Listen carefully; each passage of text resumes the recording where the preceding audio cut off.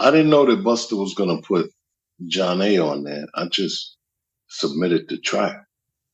But when I was sitting there, I was just listening when it was playing. I was like, yo, you know what? I ain't gonna lie, man. I ain't just trying to sound like old and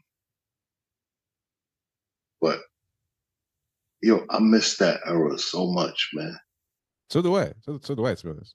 I'm talking about musically, the music, man, and the freedom that we had.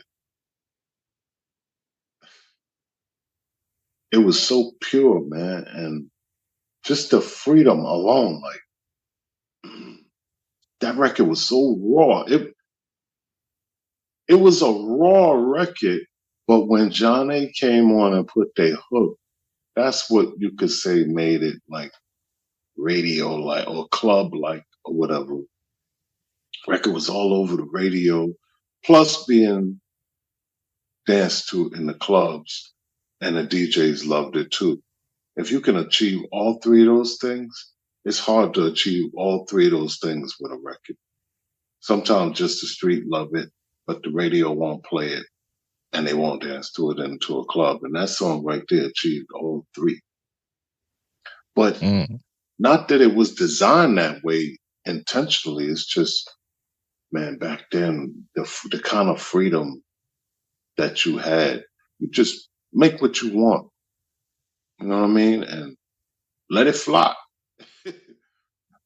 Today, people aim for a certain, that was pure, raw hip hop right there.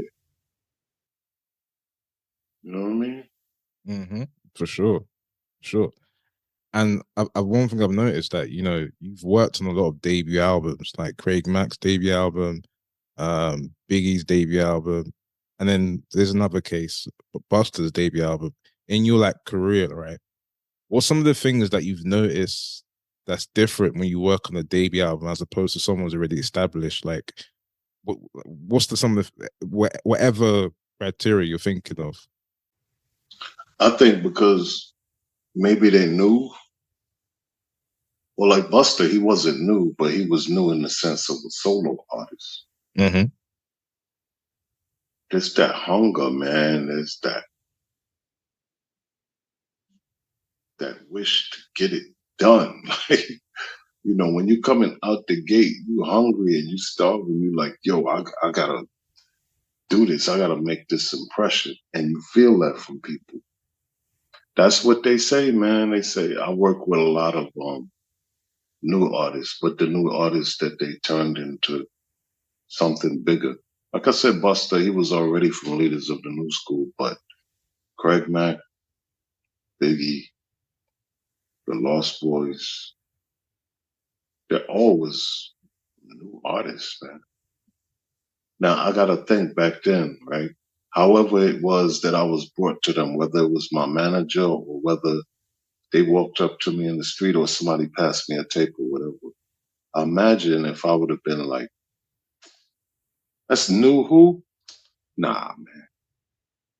You see, you don't look down on and you don't just treat just because somebody's not established that they can't eventually be established. Mm-hmm.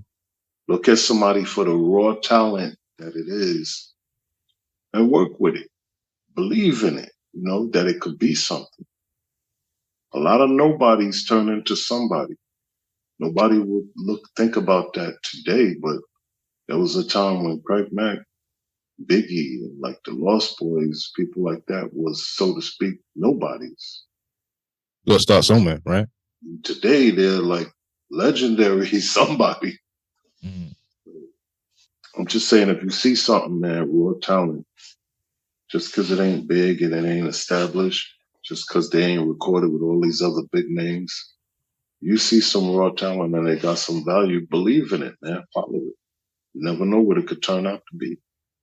Uh, exactly. No, nobody knows what could happen tomorrow. So yeah, but that's why it helps to just be a good person, just treat people with respect, regardless whether they're established or not. Because not only do you not know where they'll end up tomorrow, but it's just the right thing to do. Treat people like human beings. So Nah, totally get what you're saying right there.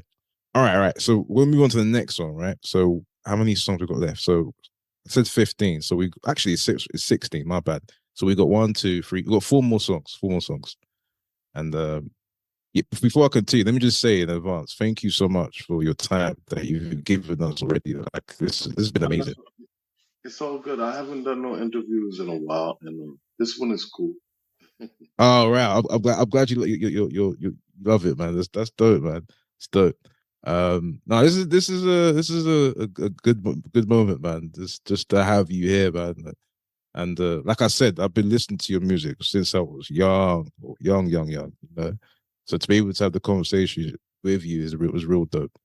Okay, so all right, so we're gonna go into the next song, guys. So I'm gonna play a song, right, that interpolated the song that our special guest produced. So you got told me this. Well, you told me the song that Easy Mode B produced that was interpolated in this song, if that makes sense.